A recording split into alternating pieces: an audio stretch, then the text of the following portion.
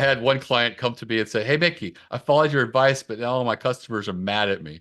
I was like, "Well, Ah! then you didn't follow my advice if your customers are mad at you.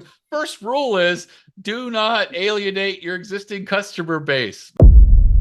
You have found Authentic Business Adventures, the business program that brings you the struggle stories and triumphant successes of business owners across the land.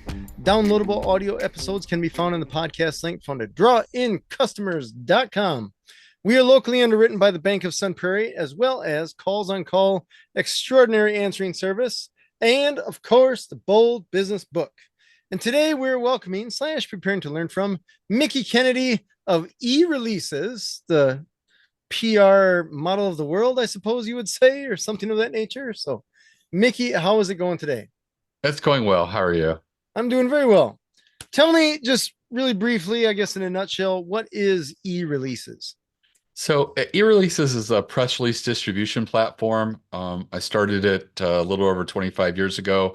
I started it as a database of journalists. I was doing PR and I was faxing at the time, and a lot of journalists started requesting it for me to just email them. And I was like, wow, email is so much easier.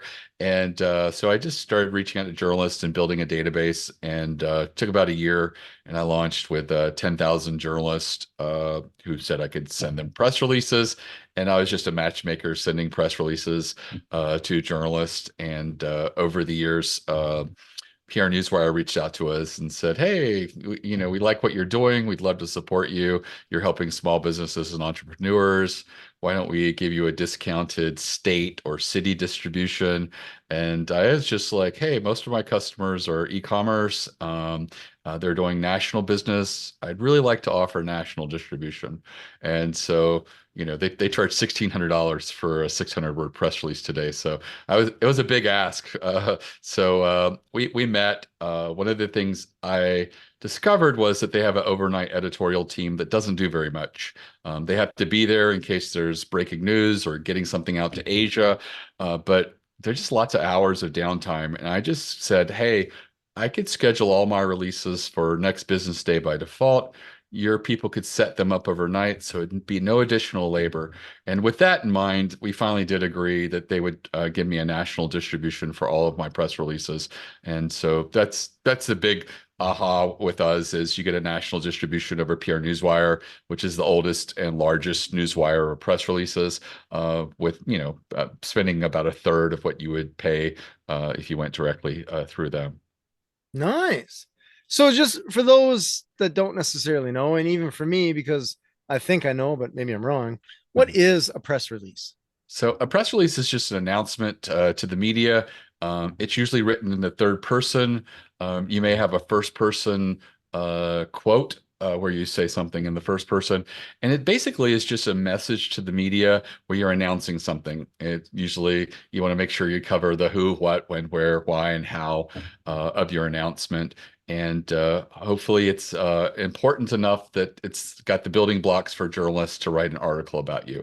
The goal of a press release is not to have that press release duplicated on a bunch of websites. There's a big I guess misunderstanding in the industry that that's what a newswire is, and that's what the goal of press releases is, to get your press release duplicated. And that's a distraction. It's syndication. It's always happened when releases go out, especially publicly traded companies like to have the release under like Yahoo Finance and things like that. But that's not the goal. The goal is to have a journalist write an article about you, have it appear in the New York Times, or even your local newspaper, appropriate trade publications, magazines. It also conveys to TV and radio as well as social media. There's a TikToker who is called the Snackalator, and each week he does a roundup of new snacks hitting store shelves, and he also does a weekly roundup of fast food new products and things that are coming out. And all of that he bases off of press releases that he pulls from the wire, including the images and things like that. So, what media is evolving and changing.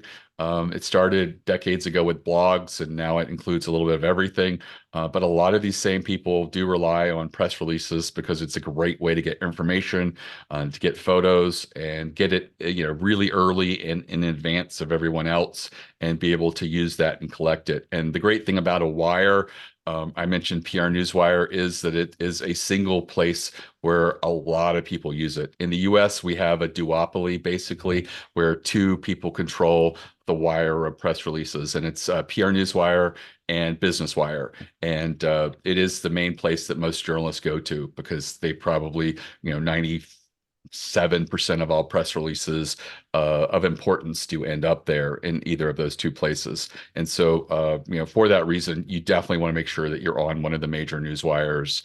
And it is a great way in which you can just, push a button, hit send, and your release is available to so many people. And the real magic of that is when you have something that's really breaking news. Like early in the pandemic, we did a free press release for the Dining Bond Initiative, which was set up to help restaurants that were closed during the pandemic. You nominated your favorite local restaurant, and if they were able to get in contact with them, you would give money that went directly to that restaurant to help them during that time, and it would be secured through a dining bond, sort of like a gift certificate scenario.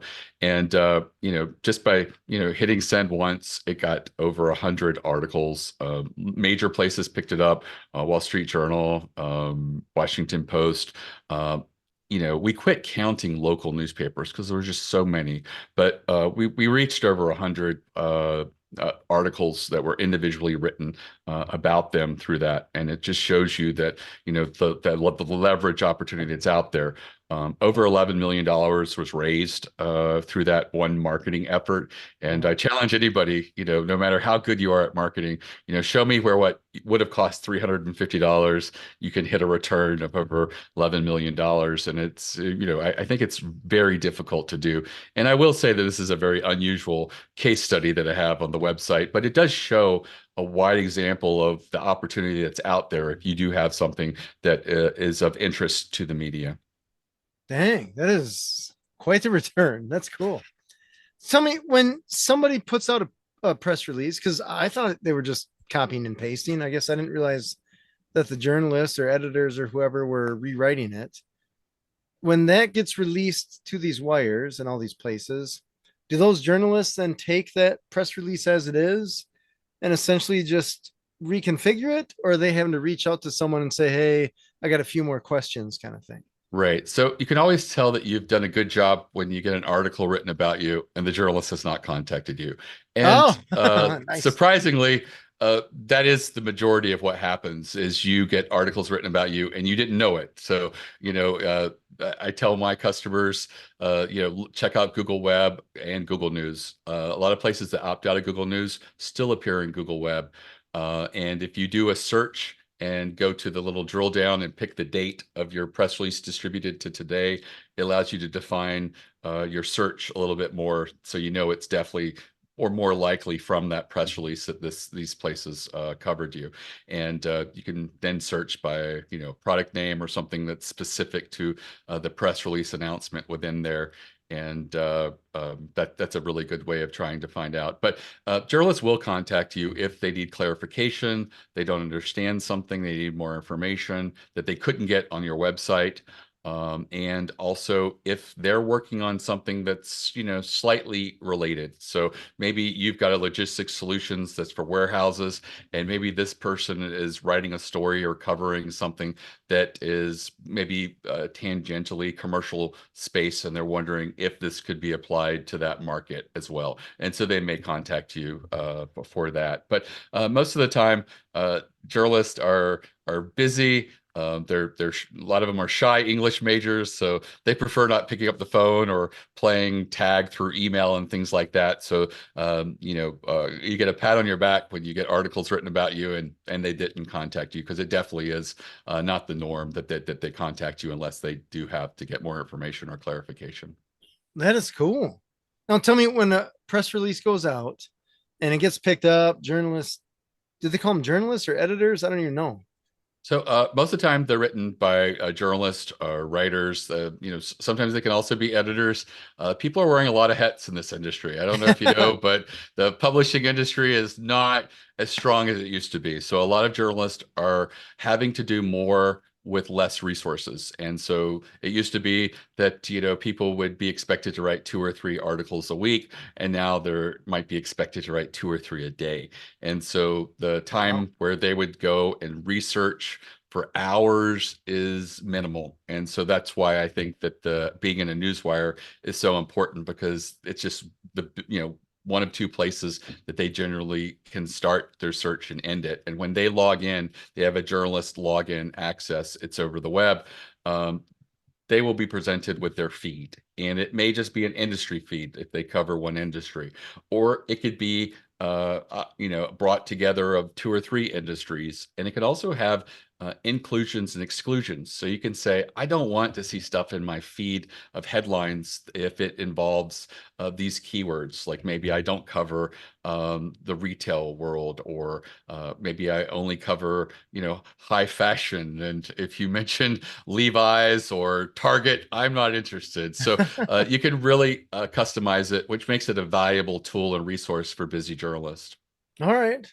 So these two, the what you call it, the new art PR PR newswire. Newswire and Business Wire are the two, basically the two big news wires in the U.S. So where does Associated Press fit in there? So that's great. So a lot of people are familiar with other types of wires. There's AP, Associated Press. There's Reuters.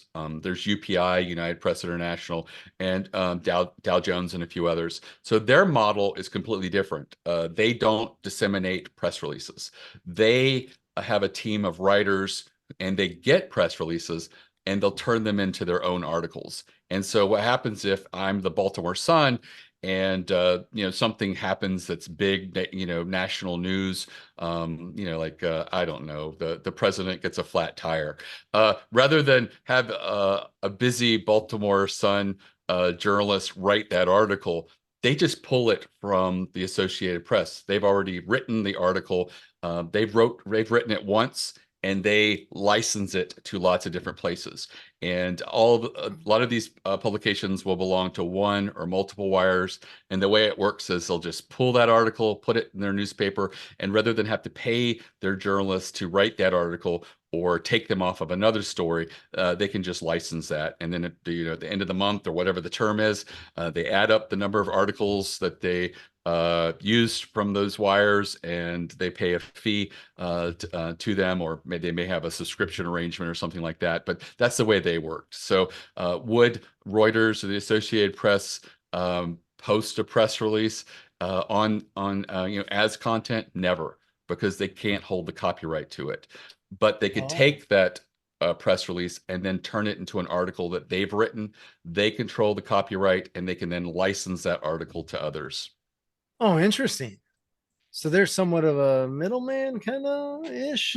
I mean, kinda. I mean, basically, they are a franchise in which they are, selling or licensing these articles. And rather than having a busy journalist at your place, or maybe you just don't have the staff to cover everything, and but yet you want to plug in a few national stories, it's easier just to license these, and you're getting really great content, because generally these are like top-notch, well-written articles. And you'll see in lots of publications where it'll say Reuters or AP or Dow Jones, and you just know that that wasn't written by that publication, but it was licensed and put in there rather than having to write it themselves. Huh, that is so interesting. I remember back a long time ago, I had a printer repair business, and we got called by a TV station, and it was a crisis. It was emergency. It was, I don't know, 5:30 at night or something like that. And I go there, and they have this fax machine, this $89 brother piece of junk fax machine. And they're like, this is our AP fax. And I didn't know. I'm like, AP fax. And I was like, wait a second. Your Associated Press, like, this is this little thing, this piece of junk, this barely better than a calculator thing. That's where you're getting your AP news. And they wanted it for the 6 o'clock news. So they're like, quick, you have less than 20 minutes to fix this thing that was a piece of junk when it was brand new. Right. Yeah, they And don't do it's that anymore. And at the big newsrooms, instead of a fax machine, they would have a dedicated feed come in, and it would often just spit it out, dot matrix printer, just print out the oh, feeds you're from kidding. these places. Yeah. So it's just The zipping right green and white along. paper. Yeah. Oh, that's But it's come funny. along now. It's all online now. All right. Yeah, it was funny. I'm just like, you could just have spent another $80 to get another one just in case. Right. It's funny, like how many advertisers are relying on them to do their job and all that jazz. Interesting. So I was poking around on your website. I think you mentioned syndication versus distribution, and I think you touched on that. But could you elaborate on that more? Because I was reading your website and I was like, oh my gosh, I'd paid for PR before, but I couldn't tell you which one I paid for. I had no Sure. idea. No idea. So So, there are a lot of companies out there that have wire in their names, and one, offers $100 distribution, and it doesn't reach any journalists. And they used to be a little bit more forthcoming of it and just say it was online visibility, was the goal. But basically, it just syndicates in your press releases on a bunch of different websites. The majority of them they own, and they have created all these WordPress press templated websites that are dedicated to a certain industry or location, and they'll send you a bunch of links to your press release on these websites. Now, the links on these websites are no follow links. And Google has made it very clear that we're not penalizing people that have syndicated stuff because it happens. Even when you use PR Newswire, your press release does get on a bunch of websites. But it shouldn't help you. And I have people who swear that it does, but I also know that I think it's very unlikely, and if it is, it's very fleeting. The goal is to get real articles written about you. And the great thing is that you get SEO benefit even when there are no links, when it's an earned media article. For example, you get picked up in the New York Times and there's an article about you, but there's no link because very rarely does any of those national publications link to you. New York Times says that they never link to you, but despite that, I did get them to link to me once. By Nice. having a resource page that was so valuable and relevant to what they were discussing, they did link to it. But so they broke their own rule there. But generally, they don't link to you. But Google has a patent, and they actually use it where if they can contextually tell that this article is about you, you get an implied link. And a lot of people will tell you when they get in the Wall Street Journal and they get in the New York Times, their SEO boosts, 3 to 6 months out. And it is an implied link that definitely Google still conveys, and it makes sense. If they can tell an article about eReleases press release distribution is 99.9% certain it goes to eReleases.com, why not treat that as a signal of trust that this is, a major site like New York Times is talking about them. That shows that they have some authority, and then advance them in the SEO. That is awesome. I like that. There was I'm trying to think there was I want to say C word, but I don't even know if that's worth saying here. There's a company that I've seen listed Cision. Cision. Okay, what is Cision? So Cision is the parent company of PR Newswire. Oh, And they also offer a Cision journalist database, which is kind of what they were known for. And then they acquired PR Newswire, and they've also acquired PR Web, which is another one of these online syndicators. It's not, ideal for reaching journalists, but really good for online visibility. But yeah, they have such a strong database of journalists that you can license for, I think, 15,000 plus a year to be able to send to. It's really used predominantly the database by PR firms, and the reason for it is. Even if you acquired that entire database of journalists, the likelihood it's useful for you, it's very small because you don't have a relationship with them.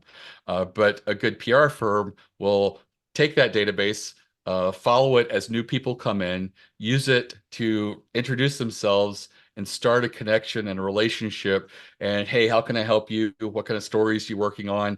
Oh, I have a client that I think would be appropriate. Can we, discuss that?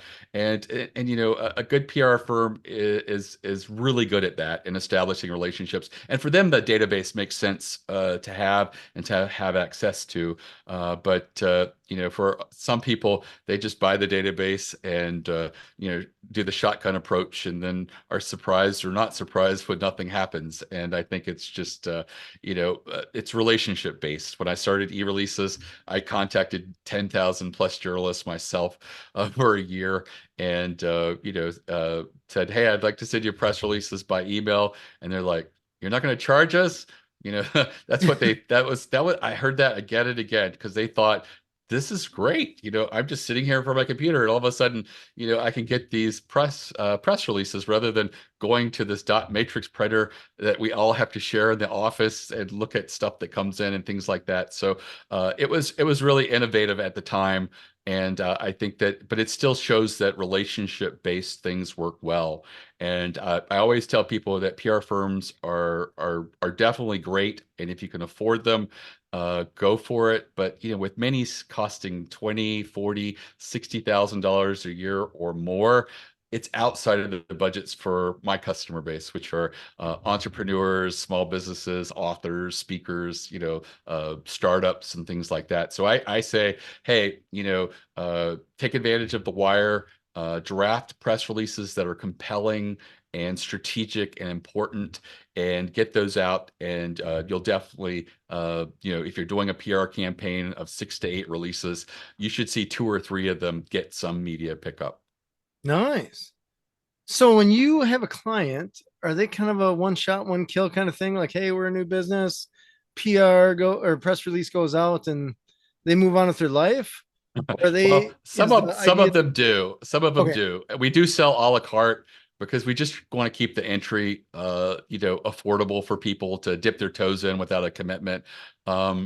I do think sometimes that makes it difficult because there are people who will send out a release and then nothing happens and they just move on to Pinterest or whatever else the next shiny red object is in marketing. But we do offer packages and try to get provide education for people. The biggest thing we get is we get a finished press release, and people often find us when they are just looking to send a release out. And so we take their money, we send it out, but we also recognize that most of those people aren't going to get media coverage because it wasn't a great press release. Oh, And by that, I was like, it's a product launch press release, which can be great, but it's one where here's our product, here's a list of features, and here's a page dedicated to it and a way to buy it. And I know that a journalist is looking for a story, and they like a story arc. They're story builders. There's not a lot of stories there. A list of features is not a story. So I try to tell my customers, hey, if you have a product launch release, put a use case study in there. Here's somebody who had this problem, this concrete problem. They used or beta tested your product. This is the results that they saw. Here's a quote by them talking about their experience with you. That makes more of a story arc for journalists to build a story. And, at the end of the day, a journalist's job is, of course, to produce content, but even more importantly is to keep their paid audience, or in the case if it's free, their audience that they do have, happy. And that involves educating that audience with stuff they want to know, or entertaining them with stuff that they want to be delighted by. And so, you not having a story or an arc makes it very difficult for that journalist to turn it into content that their audience will want to consume. So, taking a product launch press release and putting a use case study is one way to do that. Another thing that you can also add to a product launch release is, what are the stakes? If you've got a logistics solution, what does that mean in your business? Maybe 4% of businesses in your industry file bankruptcy every year, and overwhelmingly it's because of this bottleneck or this problem that prevents them from reaching profitability. Search for numbers that are available in your industry, data points, and incorporate those into your press release. all right. That is interesting. I had no No idea. I guess I know that I've paid for press releases for different things, but I guess in my mind, it was always, I don't feel like this is newsworthy that this business started Right. or that this new product is out. But you have a very interesting point about the storyline. So I want to quiz you a little bit about the length because I've heard different people say 300 words, 200 words, 500 words. And I'm like, who's going to read that? And then if you're telling a story, you could have novels, right? So, Right. what is a good size of press release to keep a story in there to keep it compelling, but also short enough that someone's going to actually read it? I think that like 98% of press releases can be satisfied between 400 and 600 words. I think Okay. that 80% of releases should be 400 words. And maybe there's arguments to be longer. I worked on a press release recently where it involved a medical product that had four different owners who had very idiosyncratic and strange backgrounds. I wanted those stories to be in there. So I had to dedicate a paragraph to each of these people because they were just beautiful. And I realized that that would be something that the media would resonate with. And so that one was longer. That one was a little over 600 words. But I think that most copy should strive for 400 to 500 words. If you have something that's very technical and you want to get a lot of information in, 600 words can be fine. There are exceptions to this, but it mostly is publicly traded companies who have data points like their balance sheet or revenue numbers that they have to publish, and those are cases where those releases can go 12, 1400 words. But I don't work with publicly traded companies, so I don't think that would apply for most people. Going back to the four founders of that company that I thought had such interesting background stories, uh, that's something that a lot of people don't realize. If you are a startup, is there something idiosyncratic or strange or just interesting about how this business came to be or the product came to be? There's a reason that everybody that goes on Shark Tank opens with their story. I was laid off and I had this hobby and I wondered if I could turn it into a business. My dad died and he always made this chili, and I felt like, could I put these spices out or something like it?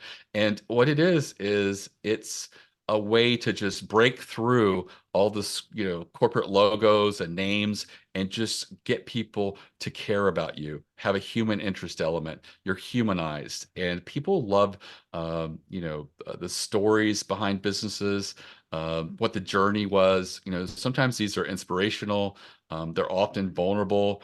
Sometimes they can be funny. Sometimes they could be, in the case of these founders, most of them were very just silly and idiosyncratic, how they ended up from one place into the healthcare arena, medical arena. And I thought that that worked really well for them.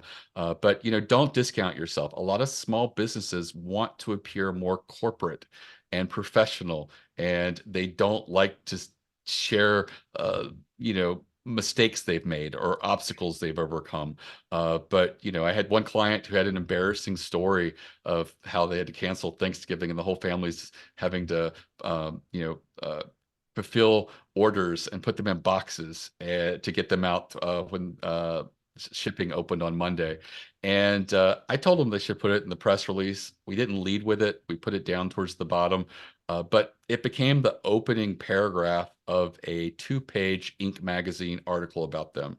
And at that time, they were very successful, but that was something that happened early on with them. And I think that the reason it resonated so well is it's something that any entrepreneur can identify with. We've all had mistakes or shortcomings or embarrassing little things where we just have to step up and call on people to assist us and get through it. And I think that that was one of the ways in which Inc. magazine recognized this would be a great lead into an article about this growing company where we can really just humanize them, share something, a vulnerability that any entrepreneur would recognize, and then go into an article where we then talk about their growth and their achievements. Nice. So I was digging a bit on your website. I saw you started in 1998. And while you're chatting, I'm thinking 1998. I don't think Google was even around in 1998. Or if Um, it was in someone's basement. I'm not sure either. I know that I started advertising in Google in the early 2000s, but I don't remember Hmm. exactly when. I remember the first paid advertising for search was go2.com, which Oh then yeah. became Overture, and then Google stole that from them and then paid a settlement. But Google was hemorrhaging money so bad that they'd run out of money, and they had burned through all of this offerings, and they were desperate, and they went to the offices of go2.com, overture.com, and said, share with us how your pay-per-click advertising works. And their engineers looked at it, and the idea was they were going to license it to Google. And Google engineers came back and they said, there's no way we could implement this in time. We'll be dead in the water. So they said, let's just steal it and make it ours. We program it, we engineer it, and we launch it. And they did, and it saved the company. And then they just said to the owner of Overture and GoTo.com, which I think was an investment firm, here's a bunch of Google shares, and they cashed out for hundreds of millions or maybe even billions of dollars later. So it worked out well for everybody, but that's just how desperate Google was at the time and how close it was to like the lights going out because people had put so much money in, and they were widely used, but they didn't have any idea how they were going to monetize themselves. They knew they didn't want to do banner ads or traditional advertising, and they just now they are who they are. But yeah, those were the early years, and I could bid on stuff for 10 cents each, and now there's certain keywords that I pay $40 to $60 a click. So Yeah, times it's have gotten crazy. changed. Yeah. It's getting crazy. So the businesses that you target, they're generally small mom and pop places that just are they searching for PR help, or are they Most of looking them for are advertising looking and they for press stumble? release submission, press release distribution. Most of them have a press release they've already written, and they're looking for who to use to send it out. And so it is an education place, and so we get the same questions. Why should I pay you $350 for your new customer special when EIN press wire is $99? And we're like, well, with them it's syndication, and it goes on a few websites that no one watches and has no traffic, or you could send it to some place that'll actually get it in front of journalists. We don't guarantee you'll get pickup, but there's the possibility you'll get pickup. I can guarantee with almost 99.99% certainty no one gets media pickup with the online syndication only, because journalists never see it. It's not put in front of them. Interesting. Tell me with what is that email help a reporter out? Where does that Yes. come into play? Okay. So help a reporter out, which is rebranded. It's really great 10, 15 years ago. And the journalists, they'd aggregate basically calls by journalists looking for a story. And they'd say, hey, I'm looking for someone, who's in, dry cleaner that's gone green, and they're, using environmental methods. And I want to talk to someone about that. And then you have like your pick of like, 5 to 10 dry cleaners sending you their themselves. And the really good ones will put a great quote in there of like a really concise, powerful quote. So a journalist is like, "Ooh, I don't want to lose this guy because that quote's so good." And now, journalist sends a message out, and you might have 2,500 people reply. So the likelihood that you get picked up today is very remote. In most cases, it's 700 to 800 people you're competing with, but in some competitive spaces, yeah, journalists get as many as 2,500 pitches. And Holy cow. sometimes they'll just cut it off after like 2 or 300 and just say, choose from this. Yeah, I But would think he'd cut it off after 10. Right. So it was That's great. It was great when nobody knew about it. Now okay. everybody knows about it, and I think that they've put up some paywalls so that that will slow down the number of people. But it is still a lot of people competing for that, and it's not really as effective as it was. It's one of these ideas that if you were doing it for a small community of people, it would work really well. But once you open it up to the public, it it becomes a bad thing. Just, like my grandmother's always used to tell me what day the zoo was free that weekend, and I'd be like, great, because that's the most expensive day for me. It's going to be crowded. There's going to be long Ah, lines, and for me, my time is worth a lot more. It's those are the days to avoid for me, not the days to take advantage of it. And I think that's kind of what has happened to that product. Um, gotcha. but that being said, around the same time that Helper Reporter came out was this whole trend called newsjacking. And it was basically if something was breaking in the news, like the credit card breach at Target was one of these things that just everybody was writing about it, and a lot of people who were in the space of providing risk management and security consultants were doing press releases with their opinion on this and their quotes. And at that time, I realized newsjacking doesn't work anymore. I went and did some searches, and I counted in a 7-day period over 1,400 press releases that reference the Target breach. I then looked at the number of articles that came out at that time going forward 3 weeks. And there was over 200 articles. And I was just like, you did the math, almost very few of the articles mentioned a security consultant or got a quote from them. So it was just too many people uh, competing for too small of spots. That being said, there are approaches, and you have to be a little creative. In that case, I had a client come to me and said they wanted to basically do the same thing. They wanted to newsjack about the credit card breach, and they were security consultants. And I said, what do your customers look like? And they just said, well, they're everybody. I'm like, but who's a great customer? And they're like, oh, well, Domino's is a great customer because, they buy lots of these terminals. And I'm like, okay, and they pay you a lot? Well, no, they get a big discount because they have so many locations. So I don't make a lot of money from them, but they're a good client. And I was like, well, who do you make your most money with? And he goes, mom and pops. I was like, who? And he's like, just an individual pizza shop, someone selling subs, going to a dry cleaner, anybody with a credit card terminal on their counter, and they're not a franchise, and there's not a lot of locations. And I'm just like, nobody's writing about that person in context of the Target credit card breach. Let's write a press release where it says, hey, are you a small business with a credit card terminal on your countertop, and you have no idea if you're at risk of the same thing that happened to Target? Read on. And we shared a lot of security tips and how they could do an audit. And it was all written for that mom and pop individual person. And that one did get a few articles written about them. And I guarantee if we'd done the other approach where we're just generalist and we're talking about this generally, nobody would have picked it up. So, in those cases, being layered and nuanced works really well when everybody is saying the same thing. Another thing you can do when everybody's saying the same thing, if this doesn't cost you customers or alienate you with your customer base, be a contrarian. Journalists like to cover both sides of a topic. Often they don't because no one's there raising their hand saying, hey, I've got something negative to say about electric cars. And everybody's talking about how great they are. I've got uh, a rational reason for why we shouldn't embrace them.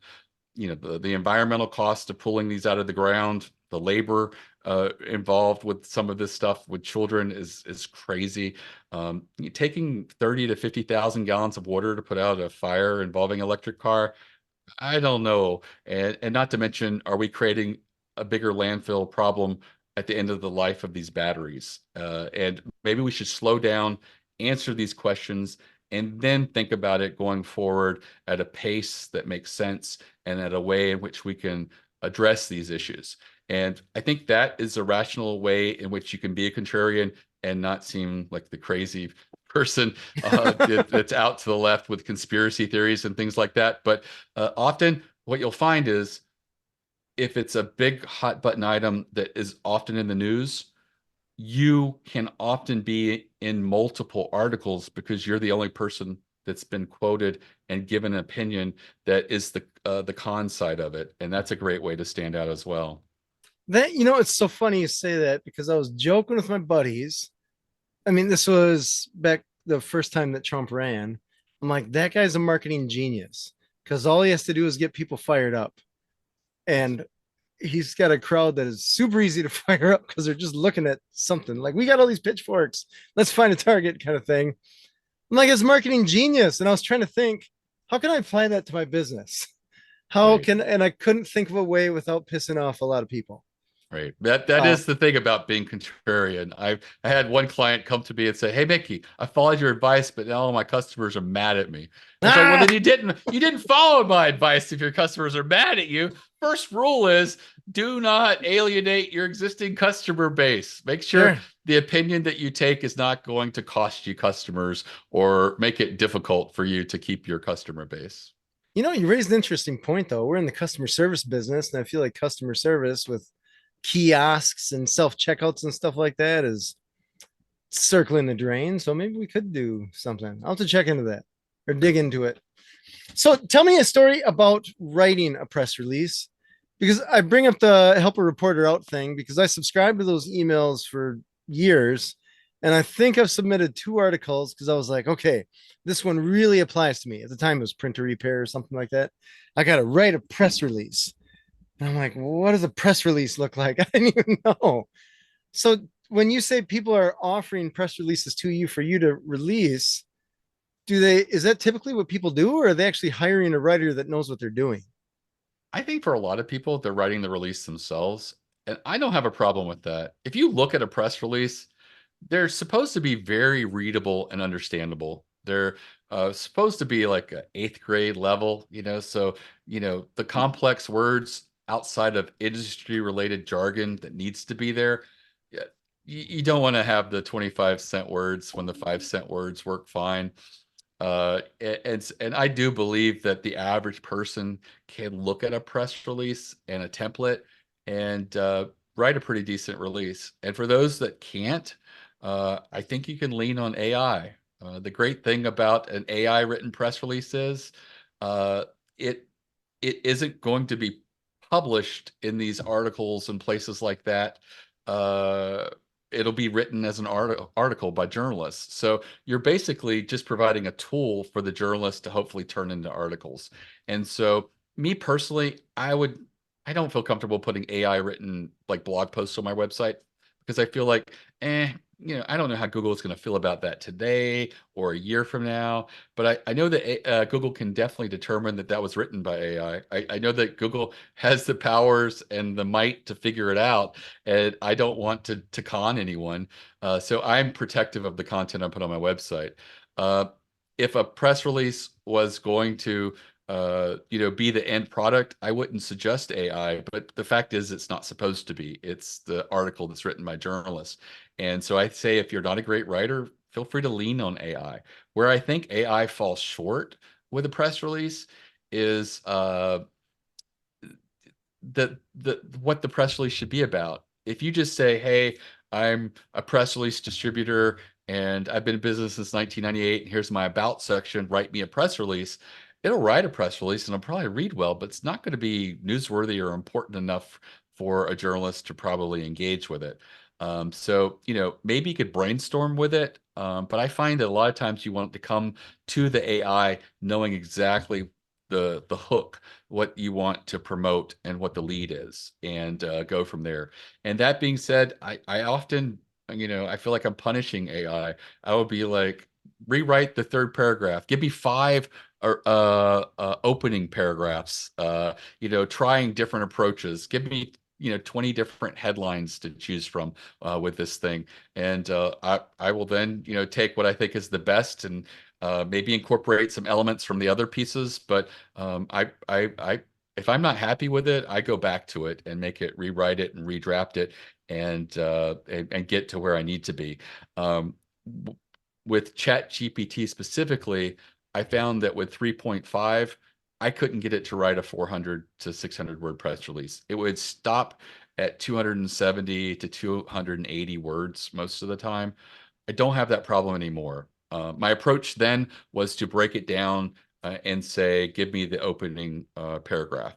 Give me the next paragraph. And if I fed it piecemeal, I would get a press release that was 400 to 600 words. But I'm finding I'm not having to do that now. So I do think that that's really cool. You can put what the word count is you want. You may have to massage that by editing or whatever, but I do think you should also spend a little more time with the quote. If you ask it to include a quote in the press release, really spend some time on that because I think I've mentioned that journalists can really be captivated by an amazing quote and say, I'm going with this person because that quote's so good. I want to use that in my article. The same thing, if you have a press release with an amazing quote, the journalists might forgive a mediocre press release if they know there's an amazing quote there that they can build a story around. And what makes an amazing quote? Sometimes it can be, the creativity and flourish, how well written it is. Maybe those are instances where you can use a 25-cent word, but it can also just be how powerfully concise you paraphrase something and said it in a way that's powerful and meaningful. If it's controversial, if you say something that's sort of, against what everyone else thinks, is a little bit contrarian or is negative, generally journalists don't want that to appear anywhere but within a quote so that they can attribute it to that person. And so I think spend a little time on the quote, make it meaningful. So that when a journalist does see that press release, they'll say, hey, this looks like a good idea. Wow, that's an amazing quote. I'm definitely going to move that to my probably pile for consideration. And so, I think that AI is one of those things that is a great tool. Use it as a tool. There's other resources for brainstorming strategic types of releases. I would recommend you go to those first and then figure out what you're going to write before you get to AI. Interesting. Tell me, you mentioned the relationship with the journalist. So does that still come into play with with the PR stuff? Or is It that does. because I can't imagine you're making a phone call to every journalist saying, hey, I got this No, new pizza place, whatever. no, we don't do pitching, but there is still email distribution that happens, and these are people that recognize us. It can unsubscribe at any time, so it is a little bit of a relationship. It's not a personal pitch. We don't know all of these journalists anymore. It's just too many people. If I was a PR firm, I'd pick like an industry, and I would drill down and make it my job to get to know the top 100 journalists in that space and foster a relationship. That wouldn't happen in a day. It would be something I'd try to work on over a 2 to 3 year period and get comfortable touching base with them, maybe quarterly or anything like that. And that's something that you can do as well. There's a lot of companies that maybe they don't have a national market. And when they come to e-releases, I'm like, we can do our release and then do a local saturation, but I think when it comes to local media, that's something that you should facilitate yourself. And if you Mm. are in a city or a metro, just think about it logically. There's probably less than 10 people who would write about you. Less than 10. That is so easy for you to develop a relationship with those people. It might be as few as four. You look at your local paper and who's the person who generally covers your industry. If you're lucky enough to have a business magazine or business newspaper, or in the case of Baltimore, we're lucky enough to have both of those right now. Who at those publications would write about you? Reach out to them, see if their email address is online. If it's not, reach out, call, and ask for their email address. These are not celebrities. These are writers in your community, and they're supposed to be approachable, and you're supposed to be able to give them story ideas. So they will give you their email address 95% of the time. Sometimes they might just say, I prefer a phone call or I prefer fax. I don't think that's very common. It used to be some would say I prefer pitches through Twitter, but I think that Elon Musk has taken care of that so that most journalists are not really on Twitter the way they used to be. So or X now. But I think that these are things that you can do, and then you reach out to these people on a regular basis. And what that looks like is as you have news that is important in your space. And I say try to do it at least quarterly. At the very least. And what does that look like? If you have something important, a new product, a new service, a new location, any of those things, yeah, that's fine. But a lot of times you're not going to have any of that. You're going to have to create this out of nothing. And what does that look like? Well, there could be trends in your industry. Going green and environmental is one of those things. Every industry has to face that. So if you're a local dry cleaners, you're doing something to that's green. You have to be. That's the way the industry is going. You could just reach out to them and say, "Hey, I've noticed a lot of people in my industry have been talking about getting rid of this one chemical in at the dry cleaners. And I'd love to share with you what we've done to go green and how we've adopted this safe thing. And I can provide photos. And boom, here's an amazing quote about that. And it's like, while the whole dry cleaning industry has been divided about how to go green, it seems like the one thing that they now agree of is this particular chemical is the worst. And we are proud that we, have removed that 3 years ago, or something to that effect. And make it, massage it, play with it, make it powerful, make it stand out. And then just email that. You don't have to email a press release. Literally just a few sentences.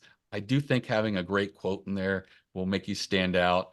And just do that quarterly with each of these people. And eventually you'll get picked up. You may not get picked up the first year. It is hard to break in, but what you'll find is as you email these journalists, you will stay top of mind after a while. And it usually is around 10 months when that happens. And a magic thing happens the second year. You will probably get published, but it probably won't be something you pitched. It'll be that journalist under deadline working on something completely different, and they're talking about, I don't know, charities or something, and they're like, I want to plug in a local business here. Who could I do that with? I remember that dry cleaner who's pitched me 4 times. I'll reach out to them and ask if they're doing any initiatives with, nonprofits or charities or something like that. Oh, And the thing is, when these people call, be creative, open your mind. If it doesn't exactly apply to you, think of ways in which it could. And just say, well, it's interesting you suggested that. We haven't done anything with charities in the past, but okay, it's April. It's April. What the heck's going on? Look up online. What's going on later this year? Is there a cancer month? Is there something else? We plan on doing next month or in June, a cancer initiative, and I'd love to. I don't have the time right now, but I'd love to share some concrete ideas of what we're doing, and and then put a quote in there and reply to them. And what you'll find is, boom, that'll be your first article. And it just happened because you were persistent in reaching out to them without being a pest. And you are someone that they're now thinking of, and they're actively thinking of you, are part of the mix. And when I'm working on stories, I can plug them in. I can also stay open to them as they pitch me. And it's one of the reasons that you tend to see the same companies used again and again in a lot of local newspapers and publications. It's not necessarily that they're advertising. It's because they've just established that relationship with the journalist, and journalists who are busy can just reach out and grab someone that they know is always available and easy to plug in. that is so crazy. That is, man, now that you're saying that, I'm thinking when I look, I guess what I'm paying attention to is uh more corporate Fortune 500 type stuff. But I think when I look at the news, which isn't often national news, whatever, it's like I can guarantee there's going to be some Trump articles, some Tesla articles. I'll see Jamie Dimon in there, and there'll probably be some fast food thing, usually McDonald's. Like I remember seeing an article about McDonald's, their discounted menu or something like that, and I'm like, how did this make the news? Like, really? Is this really news? Does that mean that the world is perfect right now? It's shy of like when the discount on a McDonald's cheeseburger or whatever is big news. But I'm like, now that you're saying that, I'm like, holy cow, is that just PR teams It or is. I mean, and some people are very clever. If they see something that's trending in the news right now, uh, like back when everybody was talking about Grimace shakes and things like that, uh, if you're a local dentist and you say, I've banned my entire staff. If they get McDonald's over the next 6 weeks during this promotion, they're fired.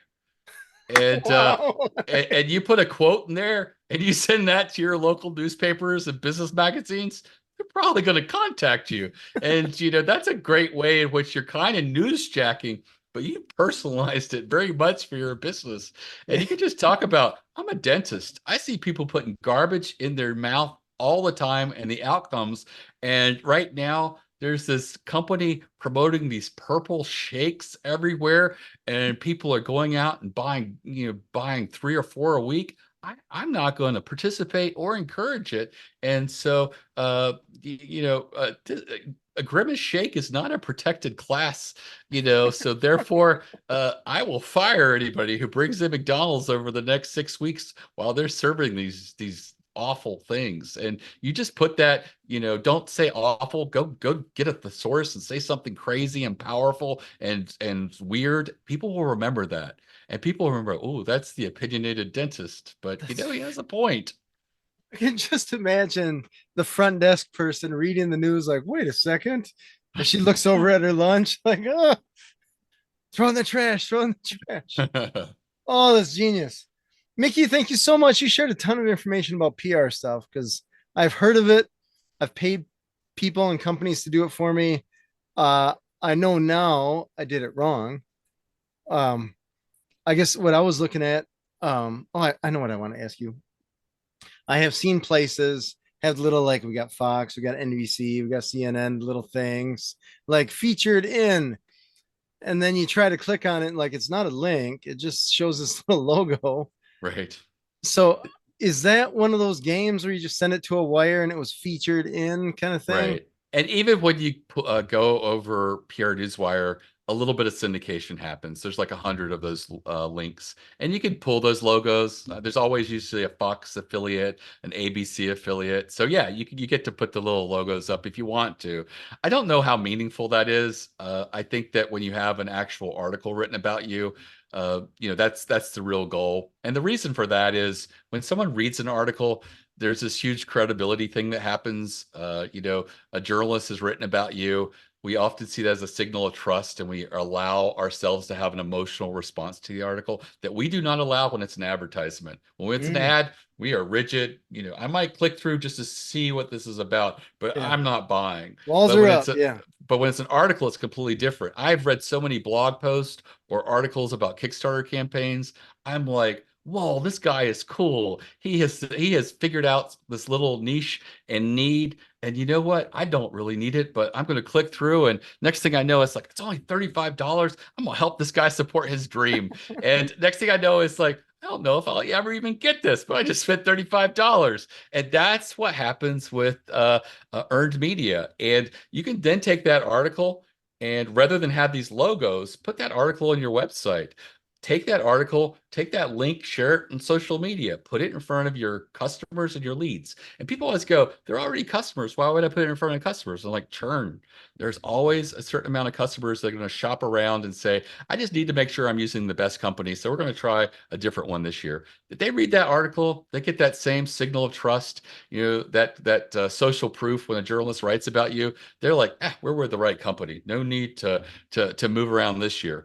Leads, there's always a percentage that you're not going to convert. And, I hate to admit, but with my leads, it's over 80% don't convert. But maybe I take that 80% that we're never going to buy and put that earned media article in front of them, and I get a few of them to read it, and they get that same emotional response. And maybe they were at 48% of the mark to choose me, and they didn't get over the 50% mark. And maybe this article does that. And that's the real power of earned media. I had a local carpet company in New Jersey that we did a campaign, got great coverage in their trade publications. And the first thing I pointed out is your customers don't read trade publications. Other carpet companies do. And Oh, they said, when we told you that's what we wanted, we have a bigger picture. So we kept doing that. And to the end of the year, we had 30 clips from them. We did get them in their local newspaper and in New Jersey Magazine, which they said is a big, big deal for them. And they were based in New Jersey, and like 28 trade publications. They printed them out, put them in a binder, And every time they gave someone a quote, they would say, look, we're not going to come in the cheapest, but we rarely have ever had to come back and restretch a carpet or fix a seam. We do it right. And here you can see they open the book and they say we've been picked up by Floor Trade Weekly. We've been picked up by Coverings Today. Oh, All these nice. different places. And here we are in the local newspaper, and here we are in New Jersey Magazine. They closed that book. No one read an article. It was less than a minute. And just by adding that, they increased their conversion rate by 17% every time they went into someone's home. So almost one out of every five sales that they were losing, they were now converting just by adding that credibility boost. That brag book is what they called it to their sales thing. And that's the real value of earned media. I guarantee you just take a copy of your press release from a bunch of websites and print it out and show it. I don't think you're going to get the increase in conversions anything close to 17%. Right. Man, that is genius. I love it. That was with our call answering service. That's the biggest challenge is essentially proving trust, which I imagine that's a challenge for a lot of businesses, big or small. Because we are saying, like, yeah, you are right, trust us. And we know they can trust us, but they don't know that they can trust us. And they're the ones writing the check. So we got to get them to trust us, kind of thing. Right. So, yeah, it never dawned on me. I guess I was treating press releases as a different means of advertising Right. rather than a means to actually build trust. So Yeah. that's I cool. I think if like you that. go into press releases with the marketing mentality and then dig in and put another 15% more energy and creativity into it, you can make a huge difference. You can go in. I think the people who come in and test it and do a few releases and nothing really happens, it happens a lot. But if you go in and you're creative and you really do strategic types of releases and you're playful with it and you test a lot of different approaches, you'll have a much better outcome, and you may be really shocked at how well it works for you. Nice. Tell me just really quick last question here because I know we're running out of time. I started to ask you this before, but I want to dig into it a little bit more. The PR stuff, is that a one time thing or you recommended people hire a company like yours or whatever, monthly, weekly, daily? I don't know, whatever Right. it So is. I always tell people if you're going to try press releases, I would prefer that you do a PR campaign of 6 to 8 releases. Oh, So, wow. I would never tell anybody create a Google ad campaign, get 30 clicks. If you don't, sell anything, stop. You have to have enough of a sample to know whether it's going to work for you. And for PR, it is a single PR campaign, and it's usually 6 to 8 releases. They're never about the same thing unless you're doing really well. Sometimes if you knock it out of the park and you get a lot of media pickup, you can write about a similar type of release and continue to milk it. That's what we did with that carpet company. In a brainstorm, I asked them who their biggest enemy was, and they said it was big box home improvement stores. And he said the funny thing is the trade publications have never talked about it, and everybody that reads trade publications are other local carpet companies. So we did a Oh, David versus Goliath, why big box home improvement stores are so bad for the carpet industry, and we got like 10 places picked it up the first time, and we continue to do themes along that line, and it still continued to work. So try different approaches, but if it works, test if you can, get the lightning to strike again, because some often in PR you can. And also, just be strategic. And when I say strategic, I can point people directly to my free masterclass. I have an hour-long video masterclass that's completely free.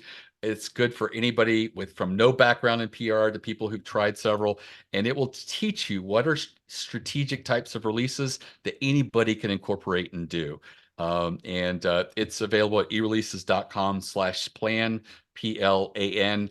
And again, it's completely free, less than an hour. I recognize I'm not going to watch a 12-hour course. I know the average person isn't. So I made it short and easy to digest. I consider it like an audit where you can go through and come up with potential ideas for what that PR campaign should consist of. But do a PR campaign, give it a try. And I have one idea in my arsenal that I share that has never failed. The least amount of articles that one press release generated was 4. The average is 8 to 14 articles every time someone does that. And Wow. and yet there are people who've spent 20, 40, $60,000 with a PR firm and got no earned media. And yet if they had done that one, it would have worked. It always works. Nice. Well, we'll check that out. Tell me, or tell us, I should say, tell us that website one more time. Sure, it's eReleases.com/plan, PLAN. Awesome. I love it. Mickie, thank you so much for being on the show. Oh, you're very welcome. I feel like after talking with you that I have wasted a lot of money with PR stuff that I didn't even know. I mean, in the end, it was me throwing spaghetti at the wall because I didn't know what I was buying. But I remember paying PR company, I think it was just on Fiverr or something like that, when I pushed my book out in 2017. And I'll have to look back and even see what I bought because I don't remember getting anything from it. But it's interesting. It's very good to know something that I've been meaning to know about for a long time. So I appreciate you being on the show. Sure, absolutely. This has been Authentic Business Adventures, the business program that brings you the struggle stories and triumphant successes of business owners across the land. My name is James Kademan, and Authentic Business Adventures is brought to you by Calls on Call, offering call answering and receptionist services for service businesses across the country on the web at callsoncall.com. And of course, the Bold Business Book, a book for the entrepreneur in all of us, available wherever fine books are sold. We'd like to thank you, our wonderful listeners, as well as our guest, Mickie Kennedy. Mickie, can you tell us that website one more time? Sure, it's eReleases.com/plan, PLAN. Perfect. If you're listening or watching this on the web, if you could do us a huge favor, keep the algorithm happy, thumbs up, subscribe, and of course, share it with your entrepreneurial friends. Normally, I tell people to share it with your entrepreneurial friends in a specific industry, but in the case of PR, I feel like it is safe to say I don't know of any industry that couldn't use it. Maybe catalytic converter stealing or something like that, but I'm certain that every industry could use PR. So, Mickie, thank you so much. Oh, you're very welcome. Past episodes can be found morning, noon, and night at the podcast link found at drawincustomers.com. Thank you for listening. We will see you next week. I want you to stay awesome. And if you do nothing else, enjoy your business.